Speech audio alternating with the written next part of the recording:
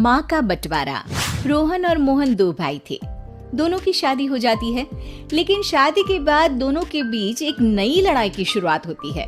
और लड़ाई इस बात की कि माँ को रखेगा कौन। देखो रोहन, इस बार मैंने माँ को पूरे 8 दिन ज्यादा रखा। तुम समझ सकते हो कितनी तकलीफ होती है। कैसे कैसे करके तो मैं घर चला रहा हूँ। अरे वाह भैया वाह, 8 दिन ज्यादा में तो आपका बजट खराब हो गया। याद है 2 साल पहले जब आप दिवाली में अमेरिका गए थे तो मैंने पूरे 17 दिन माँ को एक्स्ट्रा रखा था। अब बात निकली है तो मैं बोल देता हूँ, तुम्हारी बीवी ने माँ को जो साड़ी देकर भेजा था ना, वो सेम साड़ी मेरी नौकरानी भी पहन कर आ गई थी। पता है कितनी शर्म महसूस हुई मुझे।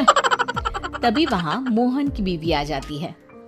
बस करिए रोहन, मैंने तो अच्छी ही साड़ी दिलाई थी। अब क्या एक बुढ़िया के लिए मैं डिजाइनर कपड़े लेकर आऊं? कम से कम लाई तो, आप तो वो भी नहीं करते। तभी वहाँ रोहन की बीवी भी आ जाती है।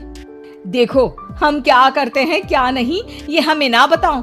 अगर हम गिनाने में आ जाएं कि हम क्या क्या करते हैं ना, तो शर्मिंदा हो जाओगे आप लोग। दूर खड़ी माँ बच्चों के साथ बच्चों की सारी बातें सुन रही होती है। वो अपने कमरे में जाती है जहाँ रोहन का बेटा उन्हें कहता है, दादी मैं बड़ा होकर पैसे कमाऊंगा तो आपको बहुत खुश रखूंगा।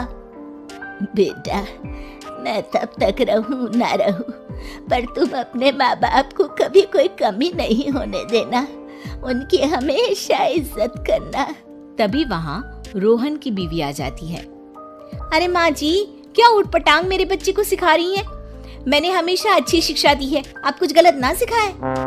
हाँ बहू, संस्कारों में तो मेरे ही कोई कमी रह गई थी। हाँ हाँ सुन लिया मैंने। जाइए अपने कपड़े समेटिए और निकलिए कुछ दिनों के लिए। हम भी सांस ले, थोड़ा तंग आ गए हैं। सास बैग लेकर कमरे में जाती है जहाँ उसके दोनों बच्चे होते हैं। चलो माँ, अब इन लोगों के सुख के दिन है। अच्छा माँ, ले तो जा रहा हूँ लेकिन ढंग से रहना। हाँ अरे एक मिनट। अच्छा माँ, ये हार जो पहन रखा है ना, इसे निकाल कर रख दीजिए। अरे माना कि आपका है लेकिन महंगा है, कहीं वहीं ना छोड़ आइएगा। भाभी, ये हार माँ को पापा ने दिया था।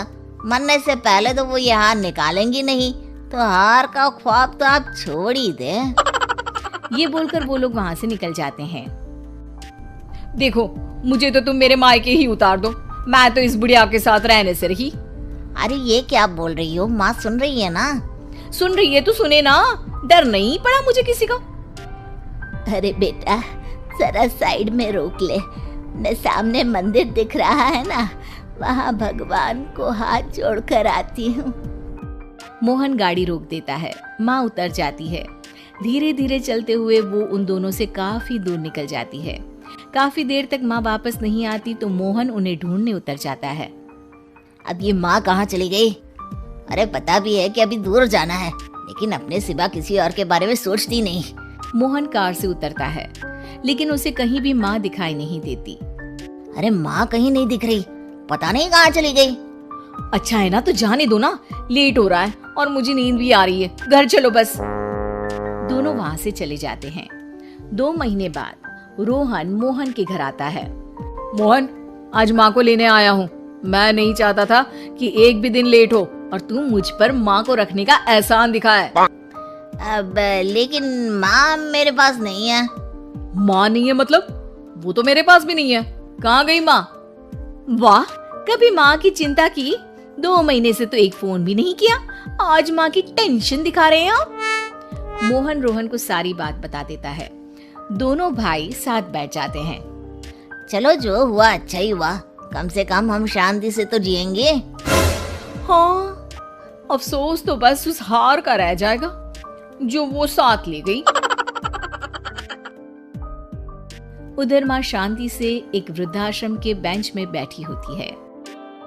गले में हार नहीं होता क्योंकि उसी को बेचकर वृद्धाश्रम का किराया दिया होता है। इस कहानी में किसी को कोई सीख नहीं मिली, ना ही किसी को कोई सबक।